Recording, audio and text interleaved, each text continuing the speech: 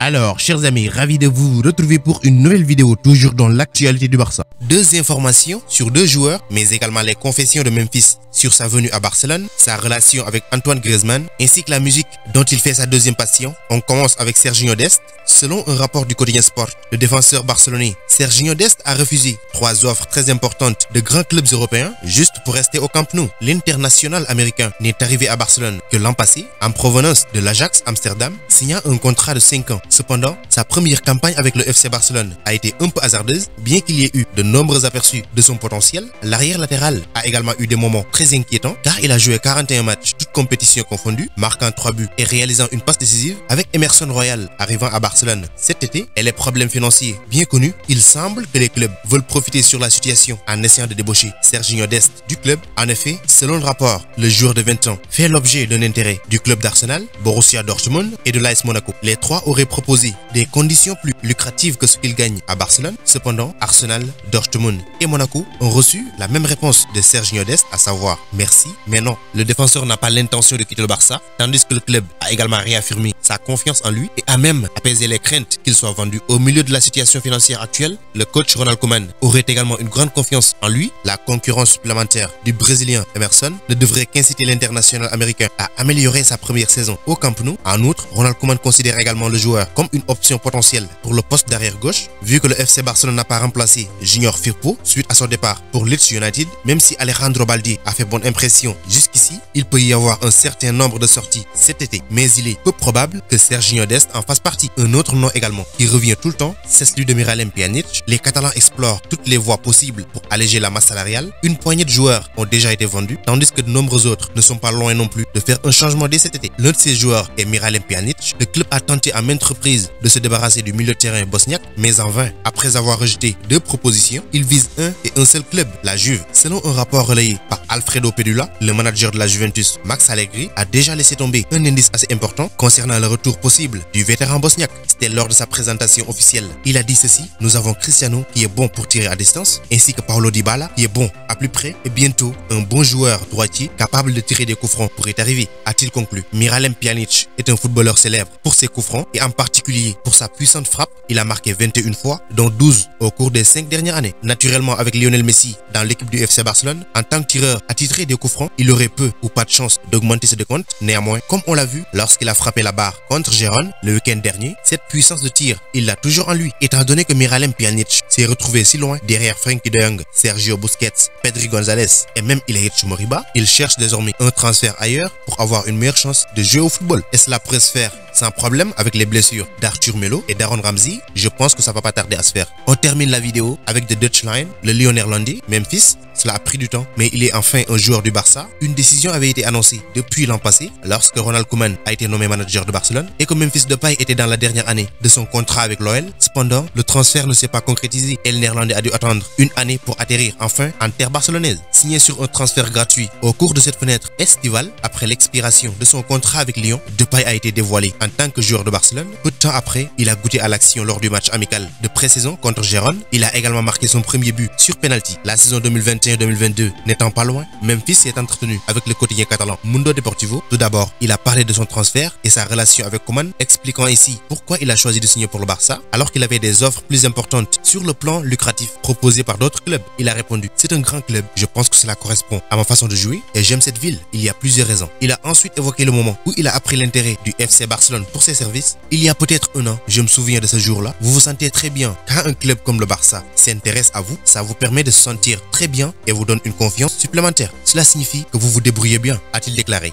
Interrogé sur les conversations qu'il a eues avec Ronald Koeman, qui, je le rappelle, a tiré le meilleur du joueur sur la scène internationale, Memphis a déclaré: j'ai parlé avec lui pour voir si le transfert était possible ou non. Il m'a dit que nous n'étions pas dans une période facile au club et que nous devions faire des mouvements et faire les choses différemment de ce qu'on faisait. Et aussi, quand j'ai changé d'agent, ça a rallongé le tout. Mais pour moi, le moment était parfait et nous avons décidé de le faire maintenant. Dans le même temps, Memphis a également annulé les rumeurs selon lesquelles il avait accepté un accord avec des conditions inférieures avec le FC Barcelone en octobre de l'an passé, déclarant: je ne sais rien à cela. Et quand on lui a demandé: où as-tu entendu cela, il répond: il y a toujours beaucoup de rumeurs sur ces choses, mais j'essaie toujours d'être concentré sur le terrain et de laisser la partie commerciale à mes avocats. Je ne sais pas si c'est vrai. L'ancien attaquant de Barcelone, Patrick Kluivert, a partagé sur Instagram une image de Memphis portant dans un maillot de Barcelone lorsqu'il avait 5 ans. Ainsi, on a demandé au joueur s'il était fan des géants catalans depuis son plus jeune âge. Il répond: je me souviens que dans la rue et dans le club où je jouais, il m'appelait le petit Patrick Kluivert à cause de mes cheveux et du maillot que je portais. Ma mère m'a dit que mon grand-père me l'avait donné et qu'un jour, il m'a dit que je jouerais à Barcelone. C'est une très belle histoire et je n'ai jamais cessé de rêver. C'est ce que je dis. Il faut rêver grand dès le plus jeune âge. Et je pense que tous les enfants devraient le faire. Mais travail dur aussi. C'est très agréable de porter enfin ce maillot sur ce qu'il prévoit de réaliser maintenant qu'il est à Barcelone. Et s'il y avait un trophée particulier qu'il voulait gagner avec le Barça, il a déclaré gagner tous les titres. Ils sont tous très importants. La Liga, la Champions,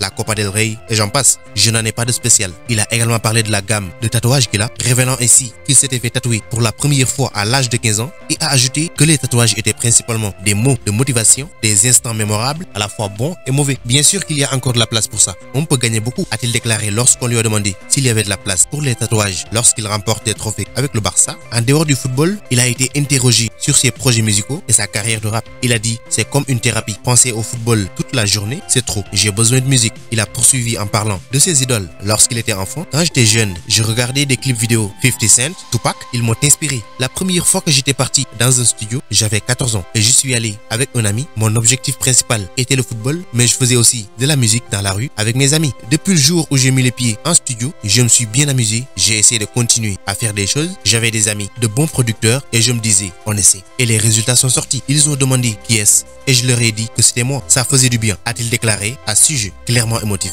Lors de sa présentation au FC Barcelone, il a visité le musée du FC Barcelone et il a été clairement impressionné par l'expérience. Quand vous arrivez au stade et que vous visitez le musée, vous avez le sentiment de vivre l'histoire et c'est un moment où vous sentez vraiment que vous avez atteint un grand club. Il a également parlé de son premier jour d'entraînement et de ses nouveaux coéquipiers. Il a déclaré: tout le monde était gentil avec moi, j'ai été très bien accueilli dans le vestiaire et c'est un sentiment qui vous met à l'aise. Bien sûr, le niveau d'entraînement est très élevé, mais cela me rend très content car c'est ce dont j'avais besoin. Il a également parlé de ses coéquipiers, affirmant qu'il connaissait quelques visages, tout en insistant sur le fait que le lien ne ferait que grandir chaque jour qui passait. Antoine Griezmann, bien sûr, j'ai joué contre lui, également contre Gérard Piqué. Au fil des jours, vous parlez de plus en plus avec chacun, vous les voyez travailler et s'entraîner et ils sont très naturels. C'est comme dans un nouveau travail. Je suis très content des sensations et pour terminer la conversation, on lui a demandé quel numéro de maillot il préfère. Il répond: bonne question. Je ne sais pas, nous verrons. Ce n'est pas le plus important. Je vais me battre pour une place dans l'équipe. Le numéro viendra. Parlant de ses ambitions d'être un habitué du 11 de départ, il a déclaré: tout le monde rêve de ça, mais je ne le rêve pas. Je travaille pour ça. C'est à moi de montrer à l'entraîneur que je dois être dans le 11 de départ. En ce qui concerne les postes dans lesquels il aime jouer, l'ancien attaquant de Manchester United a insisté sur le fait qu'il était heureux de jouer n'importe où dans le dernier tiers, déclarant: en tant qu'attaquant, en tant qu'ailier gauche, en tant que faux neuf, etc. je peux jouer dans toutes ces positions et je m'y sens à l'aise. Il a également ajouté qu'il était conscient de ce que le manager Ronald Koeman attendait de lui et qu'il s'efforcerait de donner le même niveau, voire plus, que lorsqu'il était avec Lyon ou même l'équipe nationale des Pays-Bas. Maintenant, pour finir, on l'a interrogé sur le nombre de buts qu'il visait. Il a déclaré: il s'agit de mon ambition d'aider l'équipe et de remporter des titres. Et cela s'accompagne par des buts, des passes décisives et de beaucoup de travail. Je n'ai pas besoin de me chiffrer. Je l'ai jamais fait, mais on verra. Faire de l'interview entre le quotidien Mundo Deportivo et le nouveau joueur du FC Barcelone, Memphis Depay.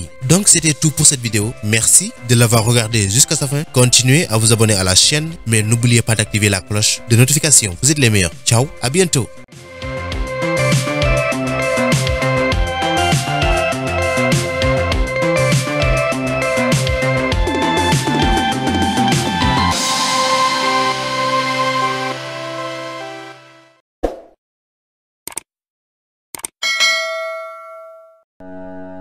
Pour échanger avec moi directement, c'est possible sur Instagram. Le lien se trouve dans la description, donc rejoignez-moi là-bas, ainsi que sur Twitter et même sur Facebook.